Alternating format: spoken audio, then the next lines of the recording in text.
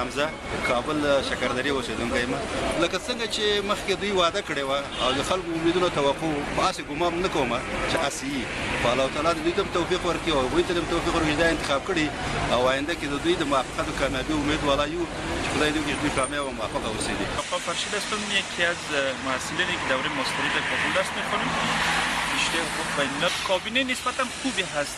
ما اگر واقعا فکر بکنیم که وکلای ما در پارلمان واقعا به شایستگی از اینا احترام بگذارن و از اینا پلان بخواین، مطابق پلان و پالیسی که دارن، مدیریتی که دارن، اینا میتونن که کرسی وزارت به دست بیارن یا نه. این یک سوالی هست که باید وکلا خودشون دقیق فکر کنه و جواب خود از اینا بگیرن.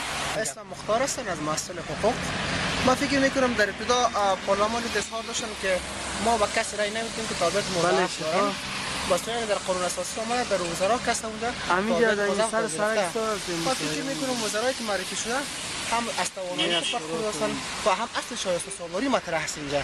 میتونه که ما اکید سر اینا تا حد امکان از کابینه بیشتر کرده مقطوع‌تر و بهترتر باشه.